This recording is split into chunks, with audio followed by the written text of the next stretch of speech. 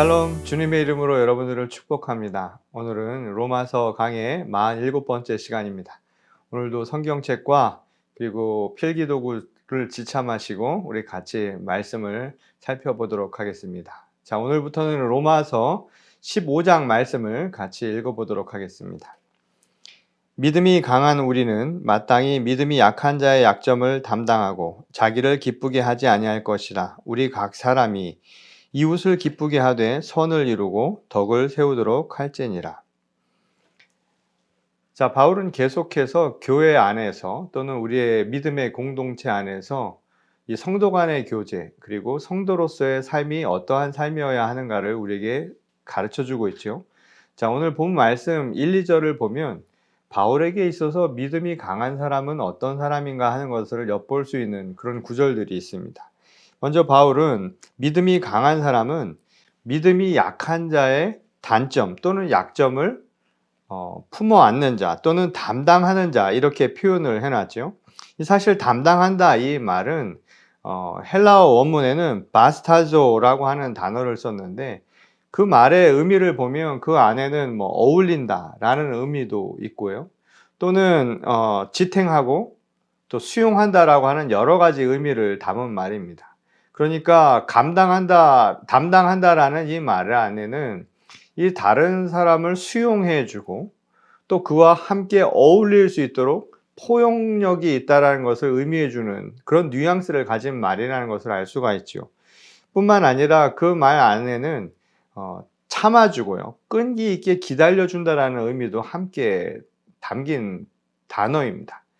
그러니까 믿음이 강한 사람이라고 하는 것은 어떤 사람이냐면 믿음이 연약해서 단점이 보이거나 또는 약점이 있을 때 그것을 품어 안을 수 있고 또 그것과 함께 어울릴 수 있을 만큼 기다려주고 또 인내해 줄 수 있는 사람을 뜻한다는 것을 알 수가 있죠.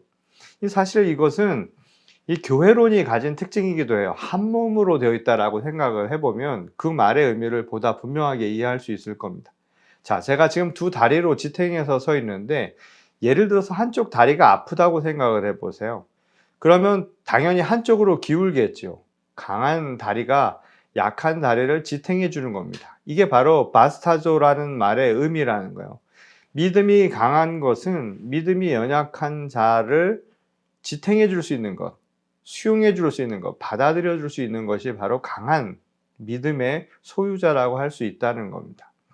자, 그런 의미에서 본다면 이것은 지극히 당연한 것이라고 바울은 보았던 거예요. 우리가 지금 몸에 비유를 했지만 제 왼다리가 아파서 오른쪽으로 기울어져 있으면 오른쪽 다리가 좋아서 했다라기보다는 그거는 당연한 거잖아요. 그렇죠? 설기 위해서 그것은 지극히 당연히 자연스럽게 이루어질 수밖에 없는 일이라는 겁니다. 그러니까 떠맞는 떠맞는 다리가 좋아서 한 건 결코 아니라는 거예요. 그런 의미에서 우리에게 더 강조해서 이야기하는 것이죠. 우리가 믿음이 강한 자가 믿음이 연약한 자를 지탱하는 것, 그리고 기다려줄 수 있는 것은 좋아서가 아니라 그것이 당연한 일이기 때문에 하는 것이다. 바울은 이렇게 생각을 했다는 겁니다. 그리고 믿음이 강한 자의 또 다른 특징을 뭐라고 얘기를 하냐면 자기를 기쁘게 하지 아니하는 자라고 이야기를 합니다. 그 말은 무엇을 행하든지 내 자신만을 위해서 행하지 않는 자라는 거예요. 내가 초점이 되지 않는다라는 것이죠. 자, 여기서 이제 중요한 이야기를 우리가 한 가지 깨달을 수 있는데 바울에게 있어서 영적 깨달음이라고 하는 것은 개체로서의 나, 에고라고 하죠. 그것이 아니라 전체로서의 나로 돌아가는 거예요. 그래서 그 안에서 하나가 되는 것을 깨닫는 것, 이게 바로 영적 깨달음의 특징이라고 보았다는 겁니다. 그 말은 결국 뭐냐면 쉽게 얘기하자면 세상은 나 홀로 살아가는 게 아니죠. 하나 된 몸처럼 살아가는 겁니다. 교회의 공동체라고 하는 것은 각 지체가 서로 다르다라는 것을 충분히 인정하면서도 우리가 하나라는 것, 우리가 궁극적으로 향해 가는 것은 하나고 한 몸을 이루고 있다는 사실을 깨닫는 게 바로 영적 깨달음이라는 거예요. 신앙인이 되어서 내가 신앙인으로 깨달음을 얻는다라는 것은 그리스도 안에서 우리가 한 형제 자매, 그래서 서로를 사랑하는 것이 지극히 당연한 일이라는 것을 깨닫는 순간, 그것이 바로 우리의 믿음이 자라나는 것이요, 우리의 영적으로 깨달음이 일어나는 모멘트라고 지금 바울은 가르쳐 주고 있습니다. 자, 그리고 이야기하기를 이 모든 것이 자기가 아니라 이웃을 기쁘게 하는 삶으로 나타나게 된다는 거예요. 이렇게 믿음이 강하면. 그럼 그를 통해서 선과 덕을 세워가는 공동체가 가능해진다는 것입니다. 자, 바울은 특히 우리가 아디아포라라고 하는 이 이야기를 계속해서 지난 14장부터 말씀을 나누었는데요.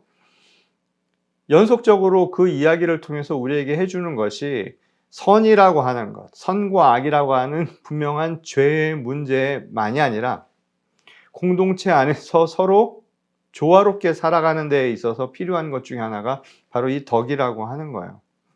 그래서 믿음이 강한 자가 연약한 자를 이해해 주고, 또 그 믿음이 자라나기까지 충분히 기다려 줄 수 있는 것, 그래서 같이 해줄 수 있는 것, 이런 신앙의 훈련과 또한 신앙의 영성이 자라날 때 비로소 하나님이 기뻐하시는 온전한 공동체라는 사실을 우리에게 가르쳐 주고 있죠. 이것이 바로 교회의 가장 중요한 모습이라는 거예요. 자, 계속해서 3, 4절을 보도록 하겠습니다. 그리스도께서도 자기를 기쁘게 하지 아니하셨나니 기록된 바 주를 비방하는 자들의 비방이 내게 미쳤나이다 함과 같으니라. 무엇이든지 전에 기록된 바는 우리의 교훈을 위하여 기록된 것이니 우리로 하여금 인내로 또는 성경의 위로로 소망을 가지게 함이니라. 아멘. 자, 그리스도께서도 자기를 기쁘게 하지 아니하셨다. 지금 이제 바울은 지금 그리스도인들은 결국 그리스도인을 닮은 자들, 그리스도인을 따르는 자인데 그리스도도 자기를 기쁘게 하는 삶을 살지 않았노라 라고 먼저 이야기를 해주고 있죠. 자, 마태복음 26장 39절에 보면 예수께서 하신 이 말씀이 있죠. 내 아버지여, 만일 할만하시거든 이 잔을 내게서 지나가게 하옵소서. 그러나 나의 원대로 마시옵고 아버지의 원대로 하옵소서. 죽음이라고 하는 그 인간에게 있어서 가장 극단적인 상황이죠. 그래서 그것을 피하고 돌리고 싶은 그 상황조차도 육신의 몸을 가진 예수께서는 하나님의 뜻을 온전히 따르고 그를 기뻐하는 삶을 선택하셨다라는 이야기로 우리가 이해할 수 있는 구절입니다. 결국 그리스도께서는 자기를 버리심으로 하나님을 기쁘게 하고 하나님을 영광스럽게 하고 그것을 통해서 결국 우리들의 삶도 완전히 바꾸신 분이라는 것을 바울은 이야기한 것이죠. 그래서 하나님을 이롭게 하고 또한 이 땅의 모든 인류를 살리신 구원의 놀라우신 역사를 자기를 버림으로 이루셨다라는 것을 이야기해 준 것이었습니다. 이 결과적으로 그게 하나님을 기쁘게 한 것이고 동시에 약자인 죄인들도 기쁘게 하는 것. 그러니 그리스도인이라고 하는 것은 결국 어떤 사람들이냐 하면 하나님을 기쁘게 하고 또한 우리 서로 약자들을 또 섬기며 그들을 기쁘게 할 수 있는 삶을 사는 것. 이것이 바로 그리스도를 닮아서 그리스도를 따르는 삶이라고 볼 수 있다는 것입니다. 그래서 오늘 우리가 밝은 3, 4절의 내용을 우리가 쉽게 바꾸어서 다시 한번 이해해 보자면 이렇게 바꾸어서 번역을 할 수 있을 겁니다.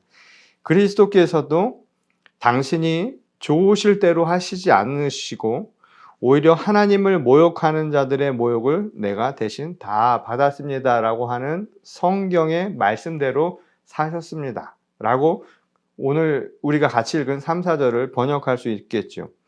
곧 그리스도인의 삶은 이 그리스도의 삶을 보면서 사는 것인데 그래서 그리스도의 삶이 그리스도인들에게는 교훈이 되었을 뿐만 아니라 우리에게는 위로와 소망도 주었다는 거예요.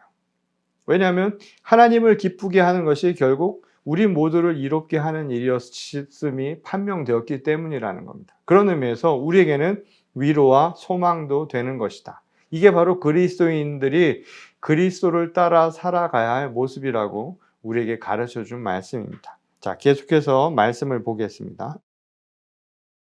이제 인내와 위로의 하나님이 너희로 그리스도 예수를 본받아 서로 뜻이 같게 하여 주사 한 마음과 한 입으로 하나님 곧 우리 주 예수 그리스도의 아버지께 영광을 돌리게 하려 하노라. 그러므로 그리스도께서 우리를 받아 하나님께 영광을 돌리심과 같이 너희도 서로 받으라. 자, 바울은 예수를 그러면 본받는 모습이 어떤 것인가를 이렇게 이야기하죠. 서로 뜻이 같게 되는 것이다 라는 겁니다.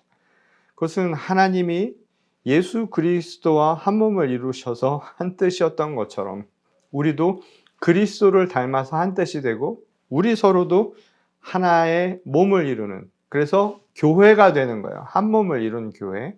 그런 모습이 되는 것이 예수를 본받는 모습이라고 바울은 보았던 것입니다. 그리고 다르게 표현을 하죠. 한 마음과 한 입으로 주님의 영광을 돌리는 모습이라고 바울은 이야기합니다. 한 마음과 그리고 한 입으로 주님의 영광을 돌리는 모습. 자, 그러면 한 마음과 한 입이 되기 위해서는 어떠해야 하나요? 첫 번째로 생각할 수 있는 것은 안에서 나오는 속 생각이 같아야 되겠죠. 그래야만 한 마음을 이룰 수 있고 한 입으로 똑같은 이야기가 될 수 있을 것 아니겠습니까? 생각이 같지 않으면 불가능한 일이잖아요. 근데 그 방법은 아주 단순하다는 거예요. 결국 그 생각을 만들어내는 나는 죽고 그 생각의 주체가 그리스도로 바뀌는 것이죠. 그리스도가 내 안에 살아 계셔서 내가 그분의 말씀을 따르는 것, 곧 하나님의 말씀, 예수 그리스도가 내 삶의 주인이 될 때 이것이 가능해진다는 거예요. 그리고 그것을 통해서 하나님께서 우리에게 인내와 위로를 주시는 분이라는, 또 소망을 주시는 분이라는 것을 우리가 받아들이는 믿음이면 충분하다는 것이죠. 그런 믿음 안에서 나를 비우고 내 안에서 하나님께서 역사하실 수 있도록 맡길 수 있는 것, 이게 바로 우리가 한 마음과 한 입으로 똑같은 생각을 할 수 있는 길이라고 바울은 이야기합니다. 두 번째로는 그리스도께서 우리를 받으신 것처럼 우리 서로도 받을 수 있어야 한다라는 거예요. 서로 용납할 수 있고 서로 포용할 수 있어야 한다는 것입니다.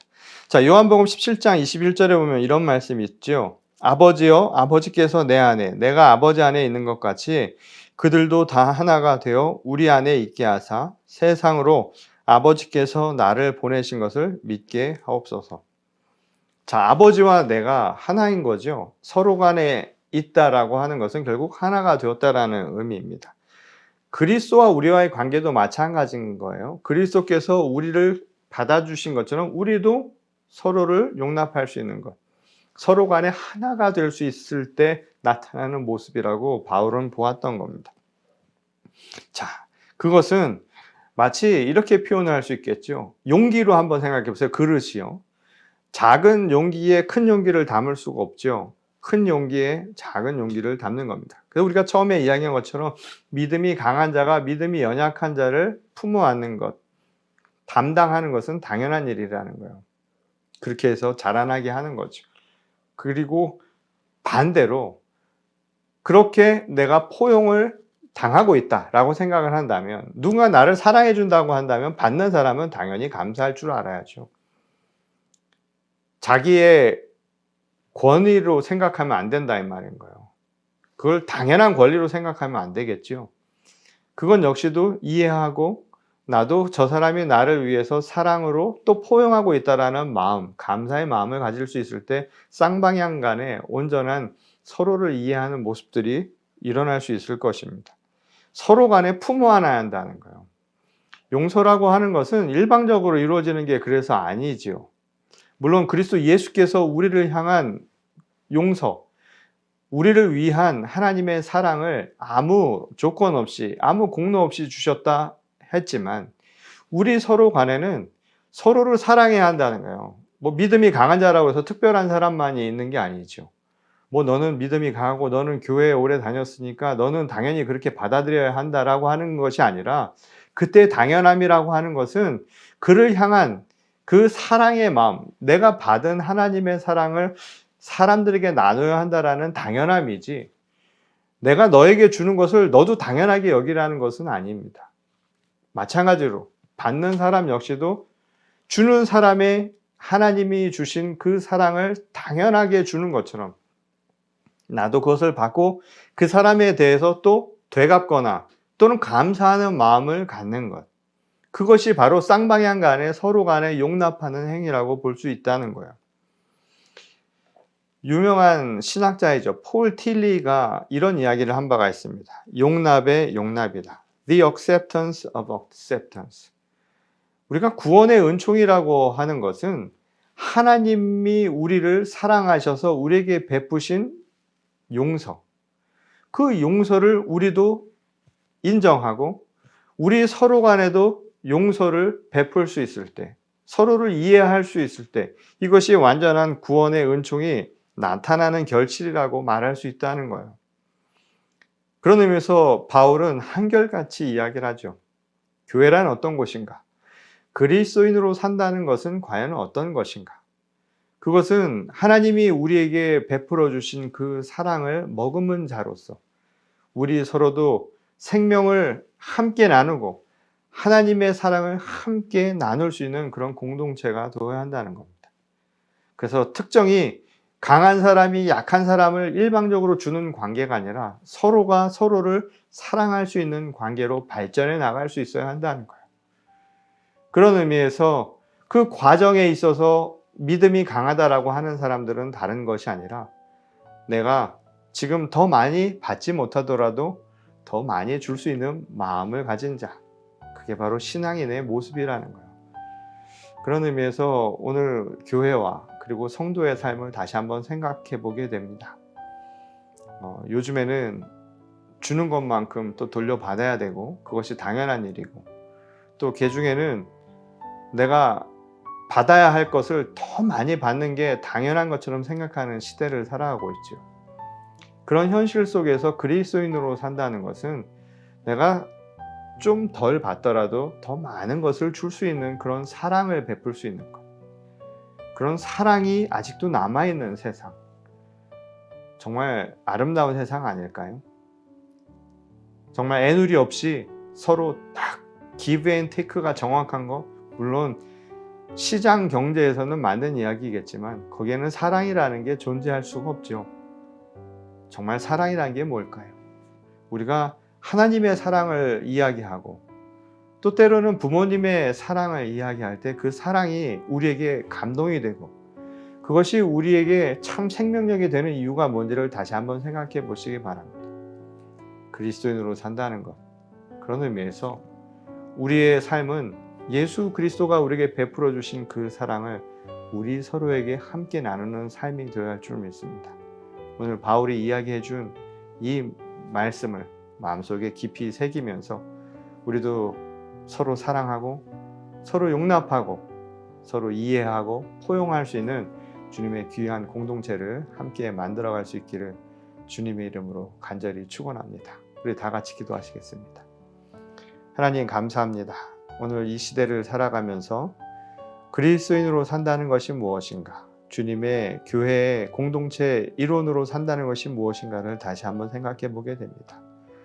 더 많은 것을 받고 또 남보다 앞서기를 추구하는 세상 속에서도 여전히 참 사랑을 실현하기 위해 살아간다는 것 결코 쉬운 일 아니지만 그 믿음을 잃지 않도록 주께서 도우시고 그것이 우리에게 참 위로가 되게 하시고 진정한 소망이 될 수 있도록 주께서 크신 은혜를 다시 한번 저에게 허락하여 주시옵소서.